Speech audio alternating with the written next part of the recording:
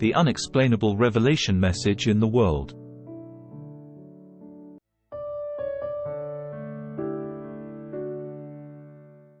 Let's look at the testimony of God's promise that the old man who died in trespasses will live.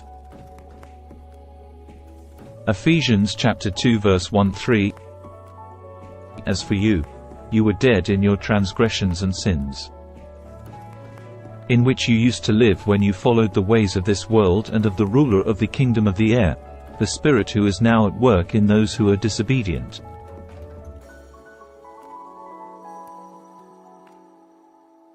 All of us also lived among them at one time, gratifying the cravings of our sinful nature and following its desires and thoughts. Like the rest, we were by nature objects of wrath. Dead in trespasses. This is God's way of saying that all the people of the world under Satan's control are dead in trespasses. Trespasses means not being taught to be in sin, in wickedness, in the fullness of the evil lusts of Satan's sons of disobedience as presented in the world. The evil spirits operating in the hearts of the sons of disobedience, which control every person in the world. Ephesians chapter 2 verse 4-5. But because of his great love for us, God, who is rich in mercy, made us alive with Christ even when we were dead in transgressions. It is by grace you have been saved.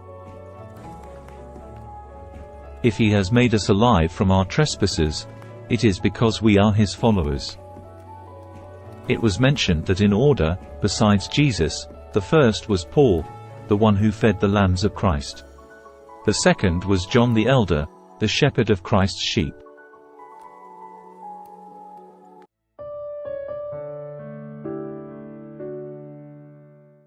The third person who feeds Christ's sheep is another character that old John saw at the time of Jesus' appearances, the 7 stars,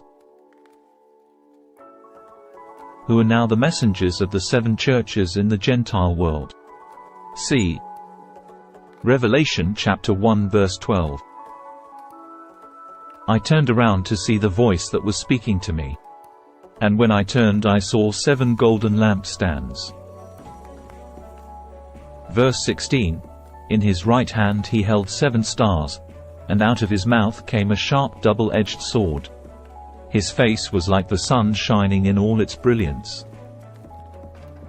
Verse 20, the mystery of the 7 stars that you saw in my right hand and of the 7 golden lampstands is this. The 7 stars are the angels of the 7 churches, and the 7 lampstands are the 7 churches.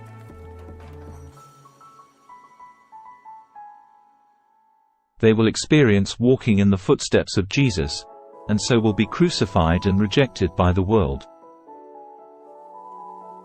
They will also be crucified for the evil desires of the world. See Galatians chapter 5 verse 24. Those who belong to Christ Jesus have crucified the sinful nature with its passions and desires. When they have been sanctified by the crucifixion of the world's lusts and desires, the life of Christ lives in them. See Galatians chapter 2 verse 20. I have been crucified with Christ, and I no longer live, but Christ lives in me.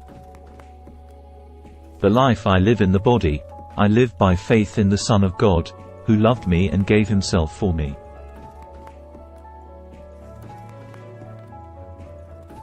2 Peter chapter 1 verse 4.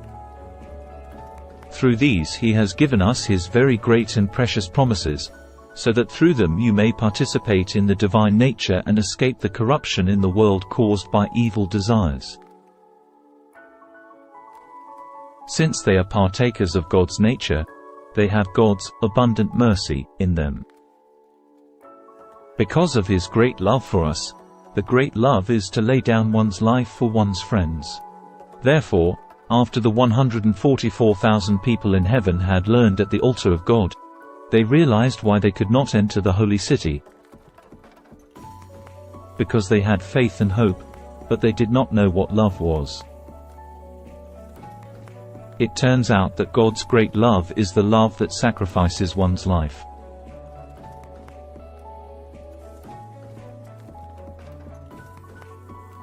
The light of revelation shines to the ends of the earth.